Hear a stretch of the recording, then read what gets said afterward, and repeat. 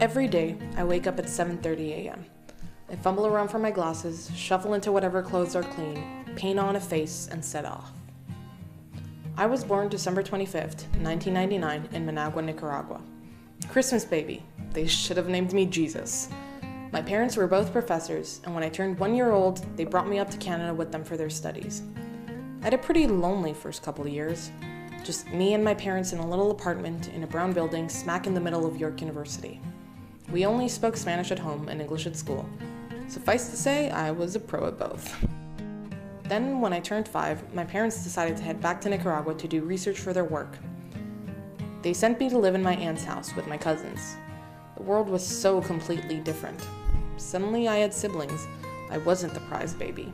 Of course, we fought, and since my parents were never around, my aunt became my new mom. Sometimes we went and visited my grandma and all other family in my dad's hometown. This new family suddenly surrounded me, all except my parents. One time, my mom was gone for so long that when she came back, I stopped calling her mama and started calling her by her first name. I grew my hair out, I joined the swim team, made new friends, and went to church. I got that drawling Nicaraguan accent. Then I turned 7 and we came all the way back up here to Toronto. Life up here was not how I remembered it. We didn't live in York University anymore. We were in unfamiliar territory. I had my parents back, but lost everything else. My new school was confusing. I'd been learning Spanish for the last 2 years, and now it was English. None of the rules made sense, and nothing sounded the way it should. The boys in my class called me stupid, and they were correct. I couldn't read or write like the other kids. I felt utterly useless. There was a lot of bullying. Then, in 3rd grade, my teacher named Miss Laudisa put me in a tutoring program. Within 2 years, I was reading faster than all the other kids, and I loved it. Miss Laudisa believed in me and knew how far I could go with the right support. But I moved again, and in school I was still the odd one, stupid and fat. I cut my long hair, I spoke less Spanish, and I tried desperately to fit in and please everyone. I threw out my lunches because they were weird and they didn't smell like regular food. They said it looked like vomit, and eventually it looked like that to me too. When middle school finally came around, everything was different. Suddenly no one cared about who I was. So I tried it all. Cool kid, scene phase, book nerd, sci-fi geek, boy band fan, tomboy, drug kid. I sucked them all in. Now we reach high school. The last couple of years have been much of the same. I look back and I see all the unnecessary twists and turns that I put myself through in order to be me. But I went through so many different me's that now I'm left with a blank canvas of nothing and everything. Here, I'm not Canadian enough. Over there, I'm not Latino enough. I'm not feminine enough, I'm not religious enough, I don't like boys enough. I don't speak Spanish enough. I'm not enough. But at the same time, I'm too much. I'm too liberal, I'm too outspoken, I'm too vulgar, I'm too masculine, I'm too Canadian. I walk through life like a robot, trying to be a blank slate. I busy myself with distractions. When I'm with my friends, I can be me. But now, who's me?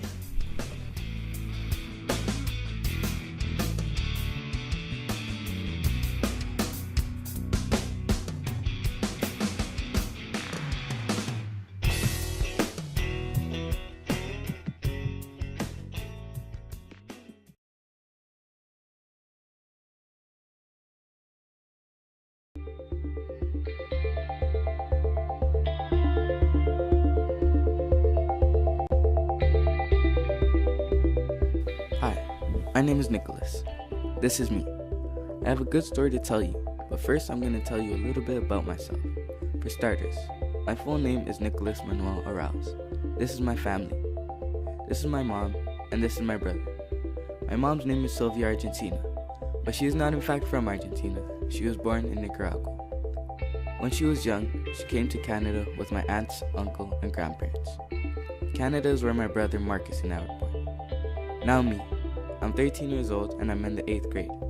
My ethnicities include Nicaraguan and Jamaican. I am very active and I like to do a lot of things, like playing video games, doing art, and playing sports, especially my favorite sport, basketball. I play it all the time. It's not just a sport that I love, I love all the good skills it teaches me, like to have good sportsmanship, to trust your teammates, and to never give up. It's not just all about the sports though. We all know that school comes first. This is why I try hard, not just in sports, but also in school, so I can be successful when I'm older. Sometimes this is hard to do though, when you are not being supported by all of your teachers. This makes school a harder experience because without support of your teachers, you now have to take on everything yourself and can only rely on yourself to make it out of school. Don't stop because you're tired. Keep going because you're almost there.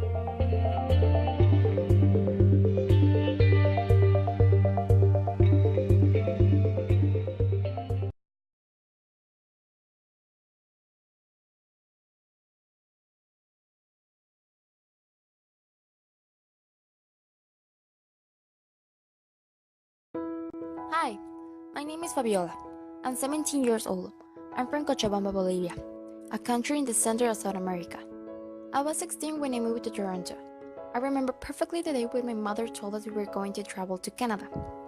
At that time, I was excited and ready to leave everything and go. But the visa never came. Months passed and I lost hope that we were ever going to be accepted into Canada. So I mentally gave up and continued my life in Bolivia. I was ready to start my junior year in high school, and finally I found a group of people who I could call my friends. The school system in Bolivia is very different to the one in Canada. In Bolivia, I had to take classes with the same classmates, from the first year of school to the last. Unless you change your school, of course. In Canada, you take alternative classes with different classmates and different teachers. This enables a process by which you either become very social or very introverted. One day, my parents got the news that the visa had arrived, and this meant we will go to Canada. Well, no! I then discovered I didn't want to go, because it meant I will go to another country, leaving everything when I finally had everything I wanted in Bolivia. Traveling meant leaving my sister. She's studying medicine, and could not leave everything to come with us to Canada. I could not do anything, so I just mentally prepared myself for all the challenges that I will have to face. I stopped going to school in Bolivia the last month before traveling, because there was no point to keep going. I said goodbye to my friends, which was really sad. When I arrived in Toronto with my family, we were housed in a hotel, where we lived for a month. From there, we moved to an apartment, where we had a little more comfort. However, I was still depressed. My mother told us we had to start studying to prepare for school. I did not listen. I just wanted to rest, sleep, and eat. 1 week before school started, my mother enrolled my brother and me in a workshop for newcomers at the school we were going to study. At first, I thought it was going to be amazing, that I could finally make friends, but I was wrong. My English was very weak. I also remember how shy I was. It took me a long time to find people who became close friends as I developed in the last year in Bolivia. Why would I think it could be different in Canada? The little confidence I had in myself has vanished, and while my brother isn't having any problems making new friends, I just get to know a few people. People who prefer to speak with others who can speak their first language rather than struggle to understand me. The workshop finished, and days later, classes began. I realized I shared several subjects with a girl I met in the workshop. The people who initially didn't want to talk with me because they prefer others who spoke their first language have become good friends. Months pass and my English is improving. I am more confident. I have teachers who are very understanding. For example, my math teacher always approached me to ask if I understand or if I had a problem with something. Because of this, I'm not afraid to ask questions when I do not understand. The first semester at school, I had to do ESLC. This was a beginner's level of English. I was not worried because I thought that was my level of English, until I realized we were not doing anything in class. I thought I was just wasting my time. Once the semester was done, I was placed at a higher level of ESL. I thought it was going to be boring and I'm not going to learn anything, but I was wrong. I was totally wrong. The new teacher seems to be better prepared. And it's like all the time we lost in the first semester is being recovered all of a sudden in a lightning speed. I have to admit that the second semester is very difficult and sometimes I do not understand what the teacher says. As I mentioned before, I have different subjects with different teachers. Some seem to have a lot of patience. This makes me feel quite comfortable to ask questions. I do not know what I'll do if I fail at my subjects, but I will give my best and study like crazy to achieve my day-to-day goals.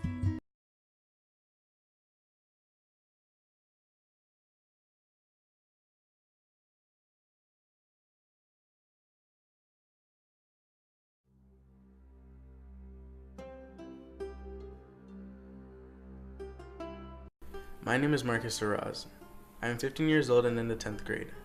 I attended St. Wilfred in elementary school, and I am now in Vaughan Secondary School in York Region. Life as a Black Latino student in school can be a challenge at times, considering the fact that my ethnic backgrounds are both considered minorities due to racism.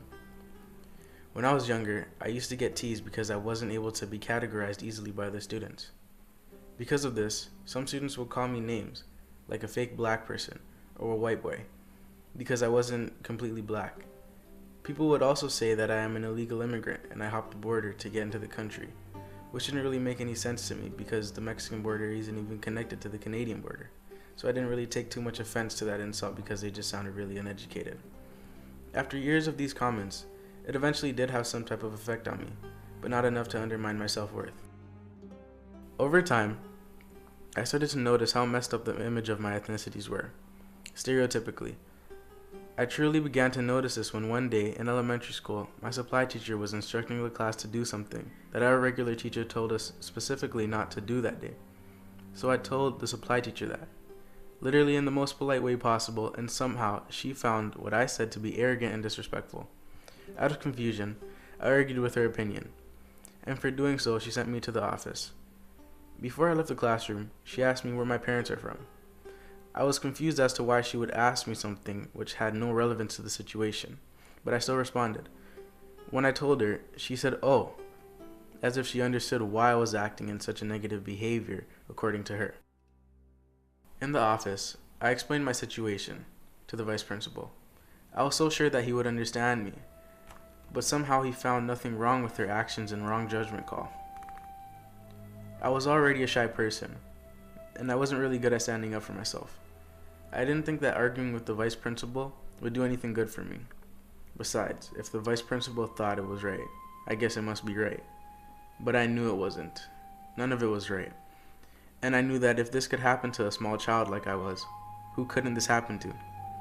From then on, my mindset was completely changed. I no longer took any insults anymore. I didn't allow racist remarks to be said without confronting the person and addressing them correctly. Through the confidence I expressed, I noticed that people stopped teasing me. A lot of people all of a sudden wanted to be my friend, even the people I was bullied by. I was seen as a leader. And that's when I noticed everything going on had something to do with fear. I never used to stand up for myself because I was too scared. When I began to stand up for myself, the bullies wanted to be my friend because they were afraid to be against me because of the respect I gained for myself and because of how many people were not against me and look up to me. So the idea came to me. I don't have to be scared of anything anymore. Literally, fear is something developed in your mind when you're worried that something might happen to you by something or someone that may or may not even exist. So today I can say without a doubt that I do not fear anyone or anything other than God.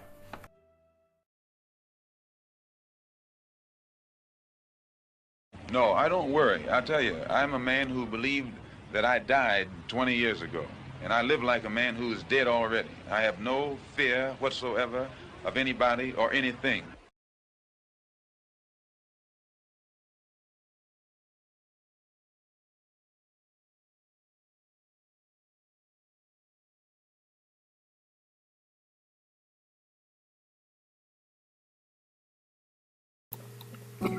Hi, I'm Leonardo. I'm from Bolivia. I was 17 years old when I came to Canada. It was in 2015, and I was in grade 12, getting ready to go to university to study psychology. I was part of a water polo team. I did Aikido for a long time. I was part of a brotherhood named Timole. I had a lot of friends and a big loving family. All the goals that I made were for there. Saying bye was one of the hardest things that I had to do. My older sister was staying in Bolivia, and everything that I knew was still there. Everything has a good part. I traveled with almost all my family, my dad, my mom, and my two younger sisters. The first month, I had to live in a hotel. The first 2 weeks, I had to sleep on the floor because my younger sisters were using the bed. At the beginning, I thought that the city was huge and beautiful, making me very happy. But that didn't last long. Everywhere that I went, I saw people together with their friends and family, making me miss a lot my old life. One day in summer, I had an appointment with a guidance counselor. She was supposed to guide me, but she didn't do her job well. She knew I was 18 and in a hurry to finish school. I was ESLD, but she put me on ESLC, knowing it will be longer. The first day of school, I was very happy, thinking that I was going to make new friends. But people there were cool with others that were not of their group of friends. That semester was a big challenge because of the friends and the language. The school was difficult. I didn't get the point of going to some classes because I knew I wouldn't understand anything, or at least I felt that way. I realized that when I had a question, I didn't ask the teacher, feeling that it was going to be pointless. I would ask the question, and even if the teacher explained it to me, I wouldn't understand it because of the English. Every question I had made me feel more and more dumb. I always wished that the teacher asked the whole class if somebody spoke Spanish, or at least introduced me to someone. All the people there looked at me weird when I tried to talk to them because of the way I spoke. My English wasn't perfect, but it was better than the level I was in. I could have improved a lot my English, but my teacher didn't do much. At the beginning of the semester, I had to read 2 books. I read 4, and my teacher told me that I shouldn't read more because the rest didn't finish. So I stopped bringing a book, and she told me that I should have, trying to make me feel lazy. So, in this video, I wanted to show you the variety of feelings and experiences I had since I came here. Thank you.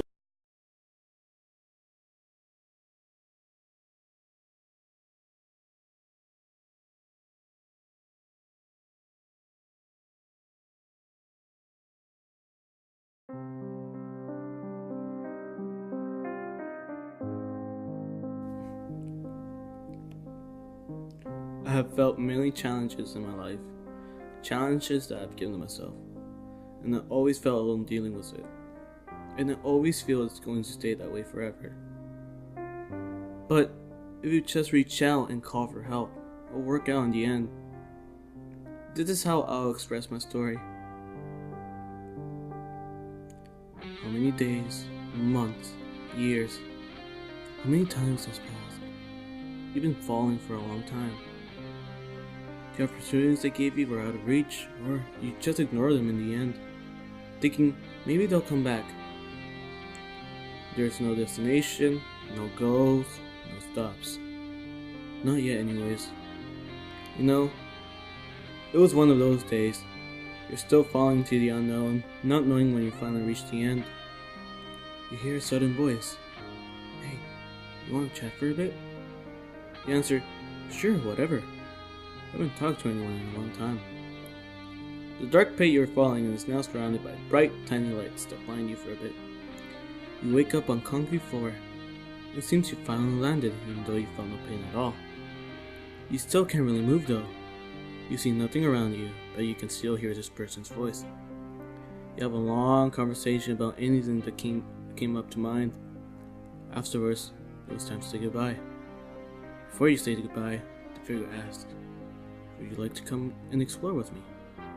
You want to say yes, but something's holding you back. Chains that someone got attached to you.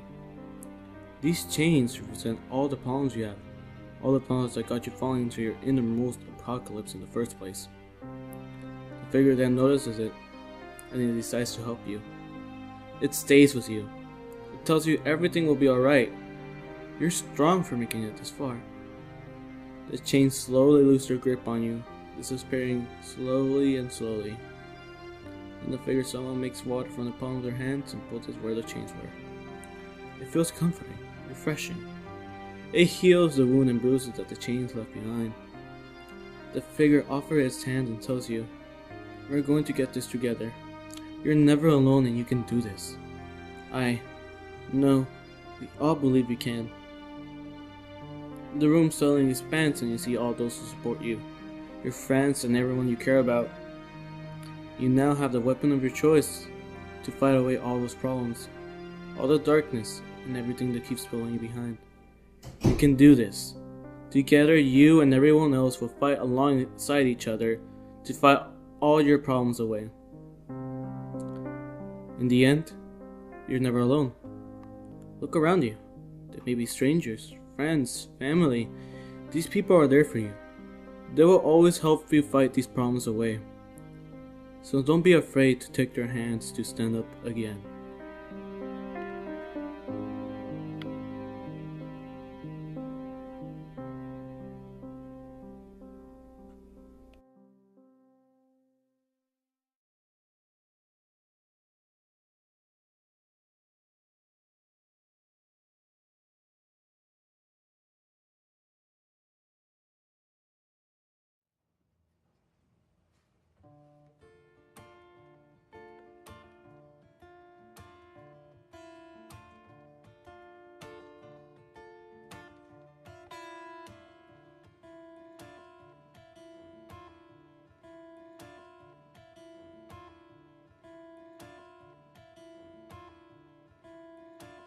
My name is A.T. Gonzalez Figueroa. I'm 16. Hi, I'm Leonardo. I'm 18 years old. My name is Victor. I'm 17 years old right now. My name's Nicholas Arouse. I'm 13. I'm Fabiola. John. I'm 17 years old. My name is Marcus Araz. I'm 15.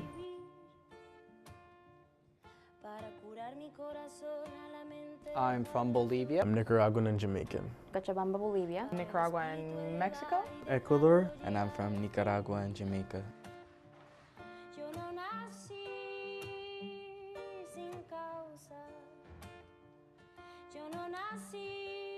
A lot of people assume that I come from like a third world country.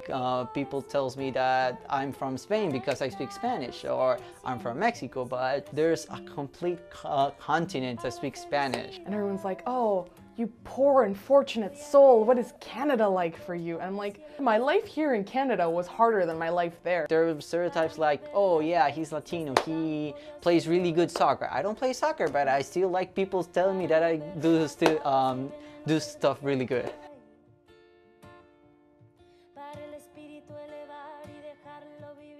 The teacher won't try as hard on them because they don't think they have what it takes. It's because of the bullying. They're up school to help their parents or things like that. Most of them don't know the language, right? Like, the students have to try, but the teachers have to try too. Since there's so many students, sometimes the teachers just can't or won't put in as much effort.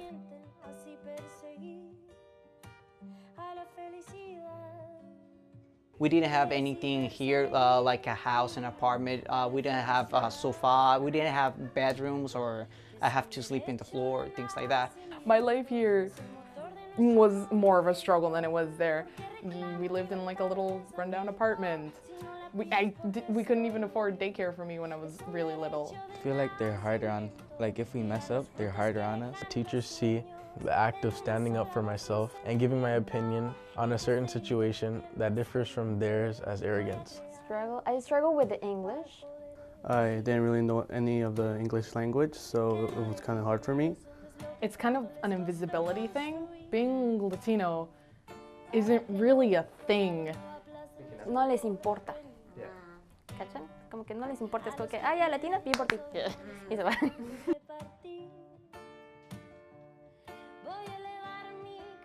If teachers took more care of them and taught them more English, they will probably be able to succeed. If you go tell your teacher at the beginning of the semester that you just came here to Canada, your English is not that good, they will actually understand you really good. Teach more about Latin culture.